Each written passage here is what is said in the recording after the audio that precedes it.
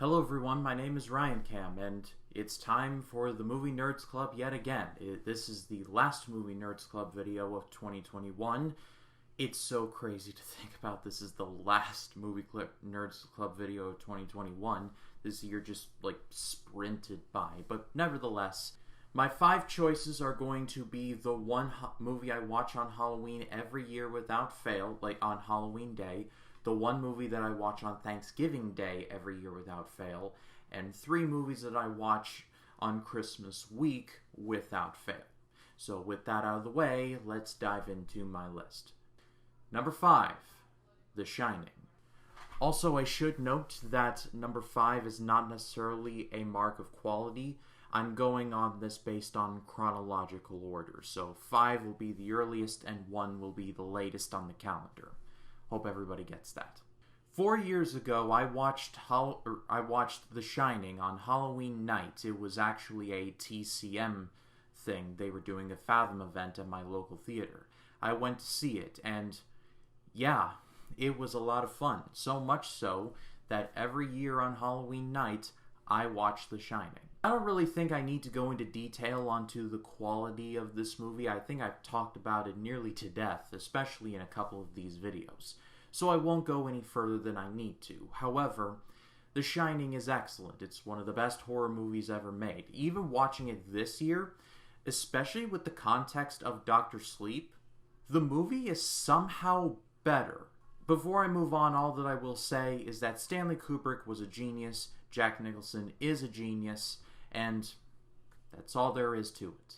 Number 4, Planes, Trains, and Automobiles. On Thanksgiving night, I watch this movie and I laugh and almost cry. It's one of those movies that you can go back and forth on and it always makes sense.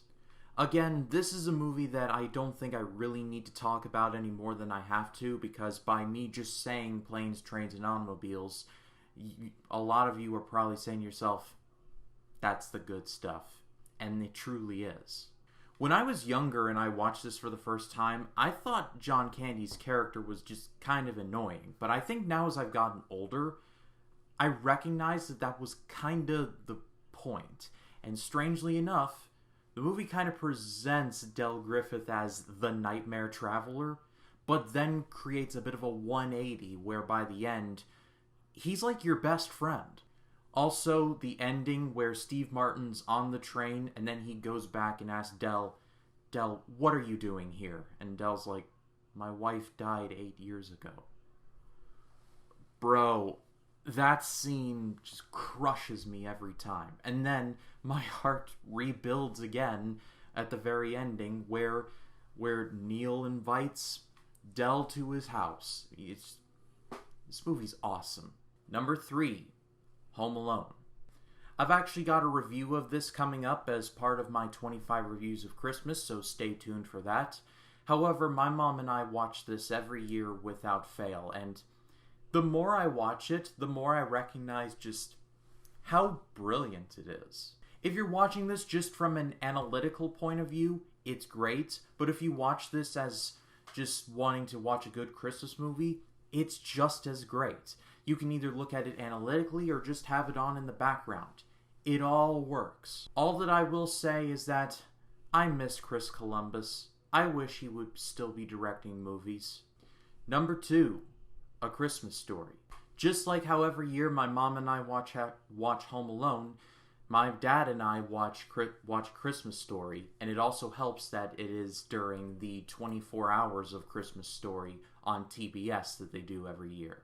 I've already done a review of that, so click the link above, but all that I will say is that this has got to be among the more relatable Christmas movies ever, because even if you do not know this family, you may have been a part of this family, or maybe knew someone who was a part of this family. The father who's always angry at a furnace, the mom who's trying to protect her kids from all of their father's foul language.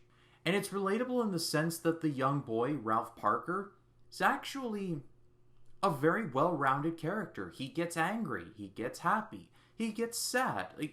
He goes through the whole gamut of emotions based on what he's going through at the time. It's low-key kind of beautiful.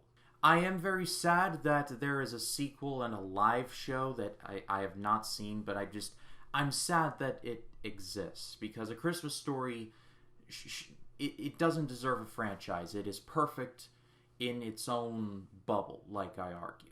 And the number one holiday movie that I rewatch every year is A Christmas Carol from 1951.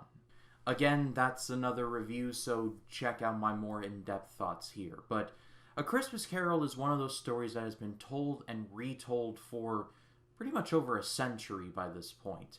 So when I say that the 1951 A Christmas Carol is the best adaptation, I truly mean it. Kinda subpar effects aside, this is the best Scrooge in Alistair Sim. This is the best overall Christmas Carol story. And this is just the best examination of Scrooge. He's not just this over-the-top charlatan. Like, he's just a guy who has been grinded down on by a very cruel world. I will not be saying the line because I'm not interested in crying today, but the ending scene followed by just what happens afterward is just... It's... like... I hate to say this, but...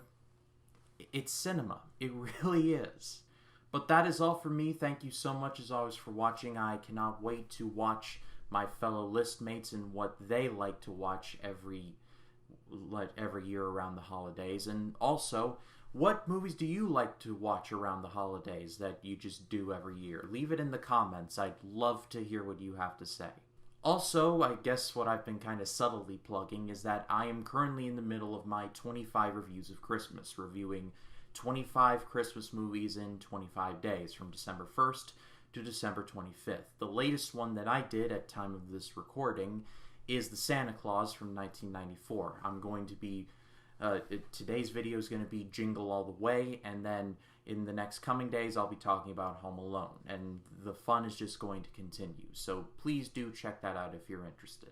But if you like this video, please be sure to leave a like, comment your thoughts down below, and if you like this video and you want to see more like it, hit the subscribe button and click the bell to allow notifications. That way when a new video drops, you'll be the first to know about it. My name is Ryan Cam, and I'll see you in the next one.